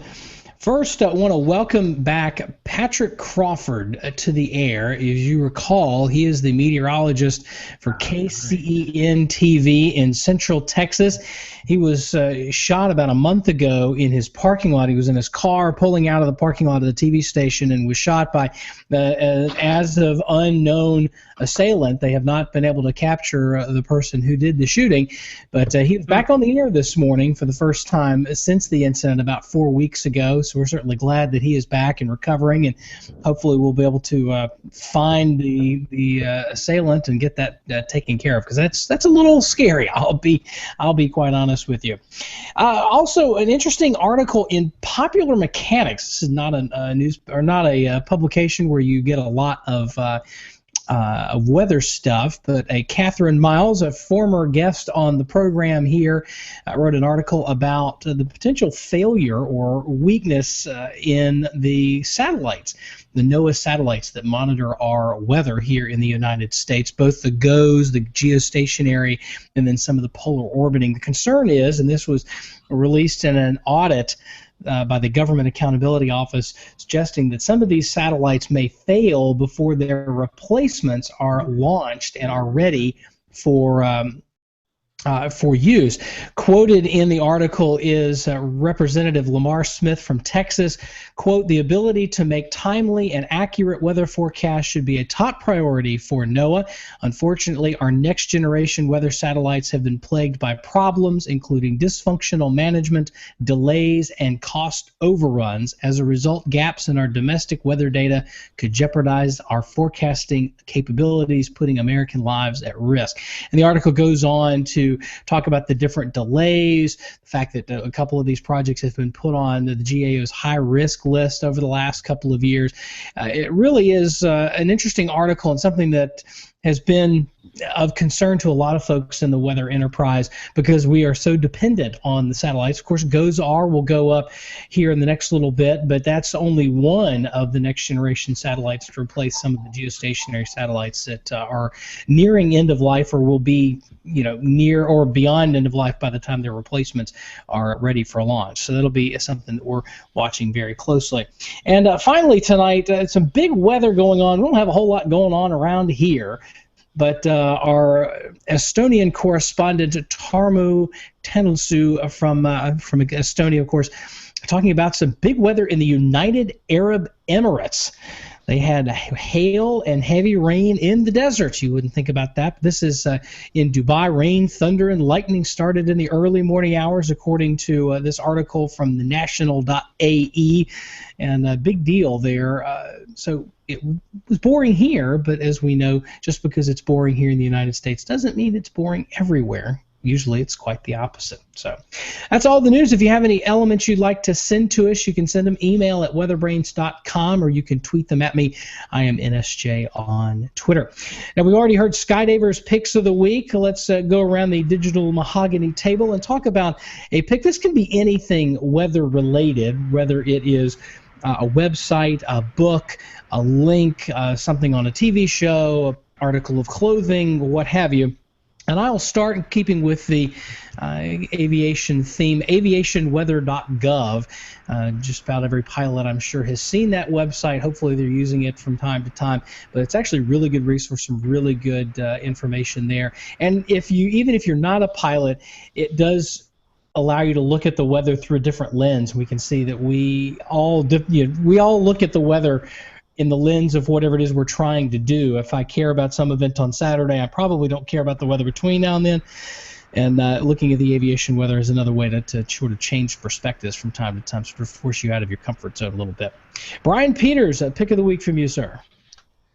Yeah, going with the aviation, TAF forecasts, aviation forecasts are so much different from the public forecast. I thought I would also pick aviationweather.gov, but focus on the TAF site where you can get those forecasts. All right. Dr. Scala, pick of the week, sir. Yes, Nate, I was looking back at some of the weather events on this date, and one that struck my eye was the mega flood that occurred in California. It began on Christmas Eve, 1861, and persisted into January of 1862, and it wiped out 1/4 of California's economy. And the amount of rain that fell was absolutely astonishing. They exceeded their annual rainfall in a couple of weeks. And there's a great article that appears in Scientific American. It was actually published in December of 2002 that talks about the magnitude of this flood. And think about the change in the population of California since 1862. They just talk about in the article the potential for a real disaster. All right. An interesting pick, and that's interesting too. Just it talks about the change of the weather. Same weather today as at that event, but because we have changed the underlying conditions in terms of where people live and how population dense certain areas are, it can really change the effect of that income or the effect of the weather in terms of the outcome, because we're affecting more people. I want to hit James's pick since he's ducked out, and this is the article from Aviation Safety Network, basically the write-up about Delta 191. That was a flight that crashed near at the Dallas-Fort Worth airport and killed 134 people.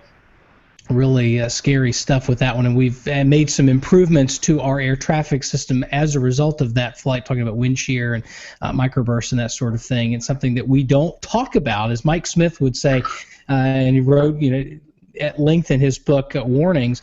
He talks about how we don't deal with these kinds of incidents with nearly the regularity that we used to. In fact, they're quite rare, whereas 30 years ago that was I don't want to say common, but certainly wasn't rare as they are today. Paul, a pick of the week, sir. Yeah, absolutely. I've got two for you. I got ntsb.gov, which is our NTSB website. You go to the center bar of that website, you can look up any accident investigation. You can bracket it to a particular state or anything like that, and it'll have all the information for accidents dating back a couple of decades. And then the one that I'd like to share is the Southwestern Aviation Weather Safety Conference. It'll be held in Las Vegas in April. And it'll be, the first day will be to general aviation pilots, and then the second day is to air traffic controller and meteorologist. And it'll contain a lot of safety information as far as weather is related, as far as flying is related, and lots of information there. And that's mid-April, I think April 17th and 18th coming up. So really good event there, and we'll be speaking there, and we'll be there. Very good. Rick Smith, pick of the week, sir. My pick of the week is kind of elementary compared to some of the more professional aviation meteorology things that have been going on, but there's so many great apps out there now, so many great websites for tracking flights, whether you're flying on a commercial airliner or have family flying. One of the ones that I've been using lately is FlightAware. There's a website for that, and a free app where you can track your flight or a relative's flight or whatever and get lots of cool information along the way too. So that's sticking with the aviation theme. That's my pick. I have to confess, going to and coming back from NWA in Salt Lake City a few weeks ago, we had Wi-Fi on the flights going. I was on Southwest, and the Wi-Fi is $8 for a day of Wi-Fi, regardless, so long as the planes are equipped. And so I sprung the $8 and then proceeded to use FlightAware's iPad app to track the plane. And one of the flights going out, we had ADSB broadcast, and we were able to pick it up. And so I was getting basically 1-minute updates for where we are and kind of headwind we had and all this other stuff, which was, I felt like I was cheating. It was really a lot of fun to do that. It's so cool to do that, yeah. I always want to know where we are and what town is that, what highway is that, and it's very cool. Yeah, that was really cool to be able to look out the window and see a town or something and be able to go, okay, what town is that? And I'm curious. I always get the window seat and I want to know what it is I'm looking at. So Exactly. Paul, how can folks get a hold of you if some of this has piqued their interest, they want to find you on Twitter or social media? How can they find you? Absolutely. I'm on Twitter, and I'll stick with the alphanumeric since we're doing pilots. I'm Papa Sierra Sierra Whiskey X-Ray on Twitter. And then the other way is just via email, Paul, my first name, Suffren, my last name, at ntsb.gov. And if you have any questions, need examples of icing accidents or thunderstorm accidents or VFR and IMC or mountain wave accidents, I'd be happy to share them with you. It's some pretty wild lenticular cloud pictures coming from out west over the last few days, and you'd shared on Twitter a couple of PIREPs of some really nasty turbulence as a result of that. That's nasty stuff. Yeah. All right, well, this is WeatherBrains. It is the weekly All About the Weather netcast. We normally record it at about this time, 8:30 Central, 9:30 Eastern on Monday nights. You can get a hold of us. Find us via email at weatherbrains.com. You can find past episodes, show notes for this episode, including links to all the picks of the week. And we'll try and include, Paul, if you don't mind, sending us an email with the links to the reports, to the examples that you shared with us, and we'll post those up on the website as well. So if you'd like to go back, maybe you're listening and you weren't able to watch and see the graphics, we can connect you to those links there. But to weatherbrains.com for that. You can find us on Facebook, Twitter, Google+. We're all over all of the social media as well. And, of course, you can watch us live on live.bigbrainsmedia.com on Monday nights at 8:30 Central, or you can find us on iTunes, Stitcher, YouTube, the whole nine yards. We are where you are. Just look us up. Got a big calendar full of shows over the next few weeks. I don't have it up in front of me, but we've got some really exciting guests coming, so stay with us. Until next time, I am not James Spann. Good night, and God bless. Good show. Excellent. Thanks, Paul. Appreciate it. Thank you, Paul. Thanks, guys. Thanks for letting me be on. It's an honor to be here, guys. Great stuff. Very interesting. Anytime, Paul. Glad to have you on. Anytime. All right, guys. We'll see you. Take care. So long.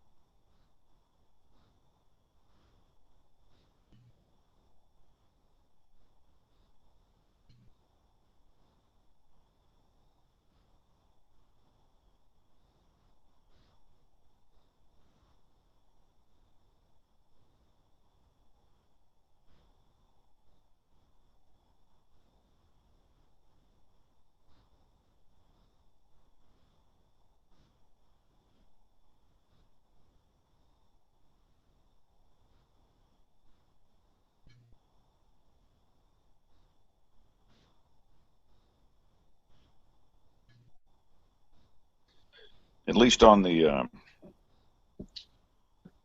Oh yeah, hello. Oh, this is good. Let me get my camera turned around here. Oh, this is good. So now we are on the WeatherBrains stream. This was a huge, huge hit last Monday night. I mean, they said it was stunning. They loved it. They want more. So we are in the studio, and yeah, I mean, I see Kevin Selly has still got his stream. Kevin does he got the same problem I got. He's doing local television weather now in Texas, so he's in his studio. So here we are in our little studio here.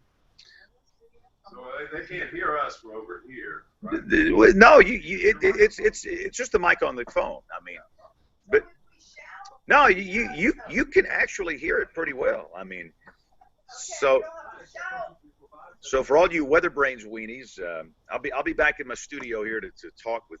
See, me and Kevin can do the wrap up here since Kevin's still there. But anyway, we got some new equipment here. Want to go back and show you the new equipment? Let's go back behind the rack where there's no light back here. So you see all these. These are the WSI replacement computers. We're getting all new hardware. The old stuff's in these racks over here. I mean, there's no light back here. So we got Kevin Wilkes of WSI here. He'll be here all week. He's training us on the new stuff. And let me get out of here with this some light. I got to be quiet because it's sports time. Almost sports time. Birmingham has wrapped up another year of its 100 Days of Nonviolence campaign. Council President Pro Tem Jay Roberson came up with the campaign. It started 5 years ago after a string of homicides involving young people. Roberson calls it a youth-led movement guided by adults, says it encourages conflict resolution without violence. Each year wraps up on the Martin Luther King holiday. Roberson says he's thankful for the commitment he's gotten from youth around the city. And during today's wrap-up, he encouraged them to leave their thoughts on a live wall.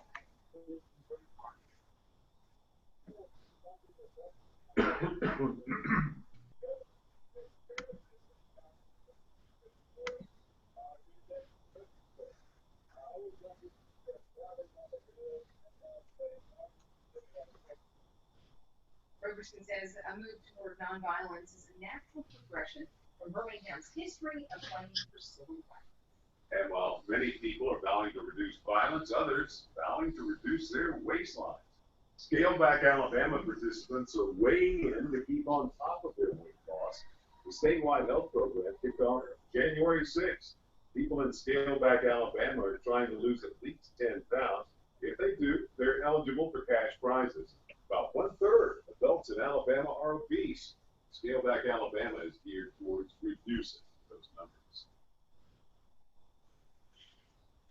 All right, hey, come on, next in sports. The players have arrived. Senior Bowl week is here. Let the analysis begin. We'll hear from the Tide and Tigers, both well represented in Mobile this week. That's coming up next.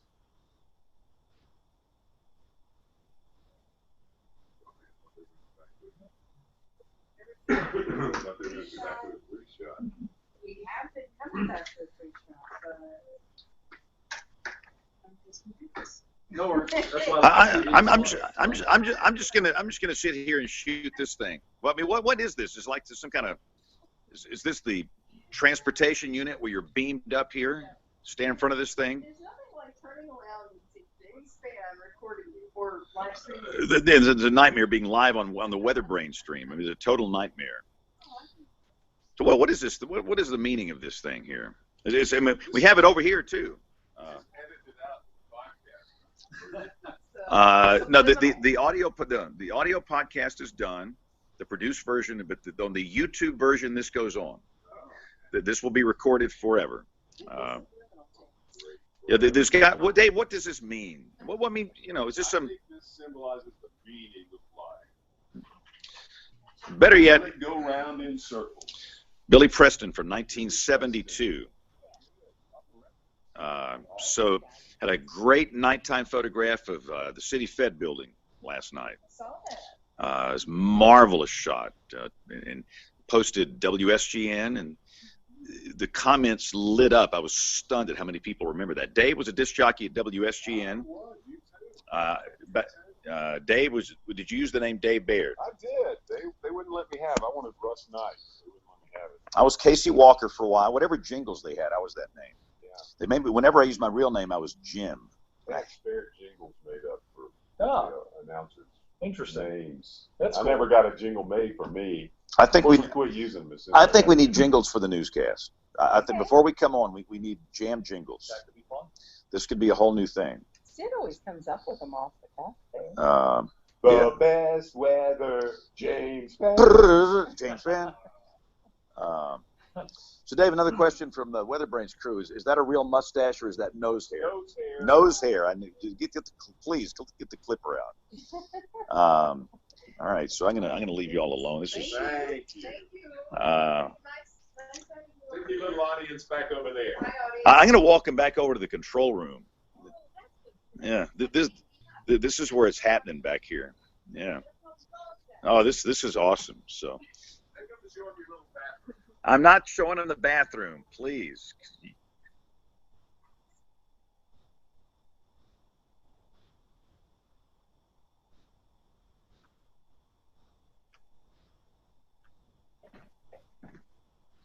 This is studio or master control.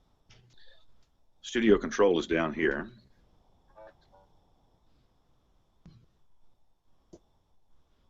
Set to take to Hawaii this weekend for the Pro Bowl. What do you want to see? College game not far from the water themselves in Mobile for the 2015 Senior Bowl. See. College football's top all-star game is more about practice than the actual game when it comes to NFL evaluation.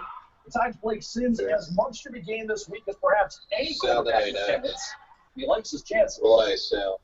Very confident about it. You know, playing at the University of Alabama. 28, wasting a pick. I think that Coach Saban, Coach Kiffin, and the whole crew staff.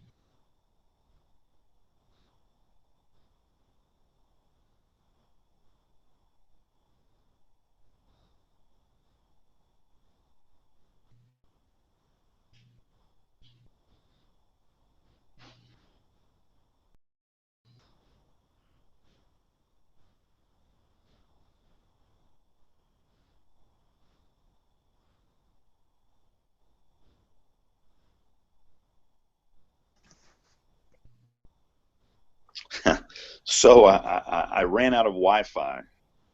That's why I dropped off.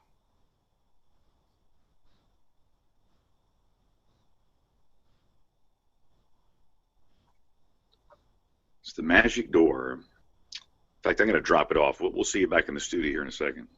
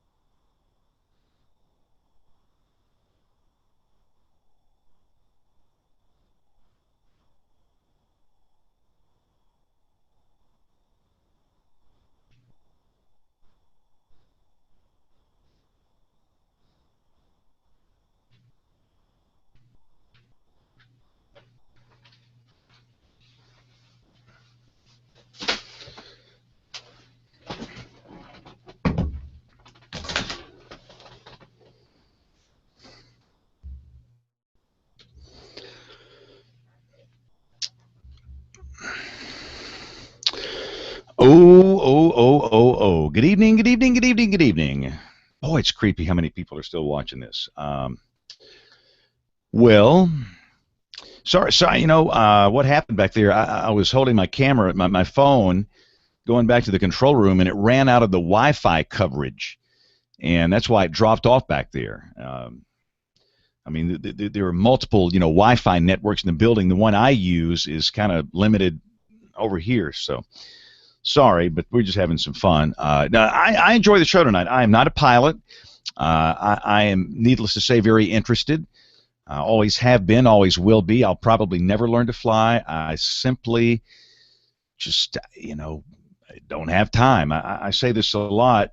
Everybody has 24 hours in a day. That is the great equalizer in life, and how you spend that really determines who you are. And, it's great. I mean, there's nothing wrong with it at all, but it's just I can't squeeze another minute out of the day to do that. Maybe one day when I'm old and retired and get bored. But no, that was great. Jay Prater, who was on the show tonight from Cake out in Kansas, he used to work in this market. Again, Kevin used to work here, and like we talked about, they were out in the blizzard of 1993, basically almost within a stone's throw of each other. The stations where we worked back then were side by side on top of a mountain, so that brought back some good memories. Good to have Chris from Phoenix on the show. Man, he had some good-looking hair, didn't he? I mean, between John and Chris, I mean, the hairspray idea would be overwhelming there. Oh yeah, look who's back! I knew you'd show up. Unmute that thing. Hey, well, he's still doing the morning sports here, so talk to yourself for another 60 seconds. Oh, okay. Yeah, we have the same thing. I guess every station does that. The sports anchor, after the late news, will record a segment that runs in the sports. Oh, yeah. We'll get a tour of Kevin's studio. Texas Winter Caravan from the Texas Rangers. That's going to do for this morning look at sports. We'll see you back here after the break. We'll see you back here after the break. That's Will Tobin you come McNutt. and see us? Been here like 20 years. Fantastic sports guy. So, no, if you go back and look at the blizzard of 93, search it on YouTube, you can find Prater in his hat, yeah, and Kevin in the hat. And there's no comparison. I mean, Kevin had the hat. So how's this gig, Kevin? You've been out there for a month or two? We got here at the end of October. Well, it's more like 3 months. Wow. I know. And they said it wouldn't last. I know. It's good. So far, so good. It's very different living in a town that is this much smaller, but we don't really lack for anything here. I've said to another number of people that the Dallas-Fort Worth is just like, 11 or 12 of these mashed together, which just makes for headaches and congestion and too much traffic and all that kind of stuff. So I enjoy it. People are very nice, very welcoming.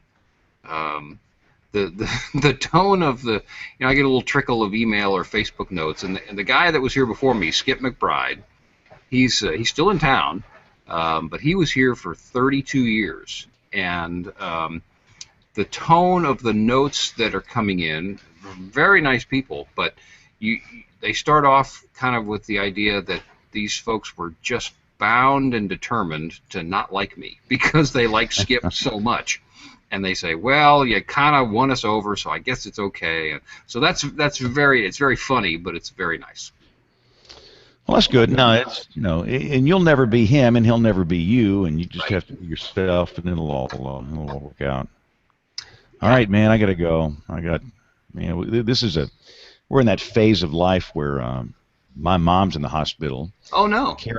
Karen's dad is got cancer. He's not going to live much longer. Oh. And, we're just in that phase of life where we're basically becoming the caretakers of our parents. Yeah. Which is, it's a different kind of thing. So. Are they both in town there? My mom is at a hospital in Birmingham. Karen's dad is in Tuscaloosa, which is just an hour away. Right. In fact, he actually, I take it back, they got him home tonight. He's under hospice care. Oh, yeah. It's just trying to keep him out of pain. And he's 87, and my mom's like 84. My mom could live for a few years. You know, it's just she broke her hip, and I've seen so many times where older people, they break a hip and they just kind of go downhill. So we're trying to keep her positive and all that kind of good stuff. But anyway, it's just Sorry you that guys time are of having to life. go through that. That's you know it's hard for them, but gosh, it's so wearying for you guys as the caretakers and the kids. Yeah, it's kind of baffling, and it adds a layer onto everything else that you have. Right. And I go out there every day. You have to just accommodate your schedule to go out there. Anyway, so I got an early start. So I'm out of here, man. We'll send up some positive energy that way. All right, man. Have a great week. See you. Yeah. Bye. Bye, y'all.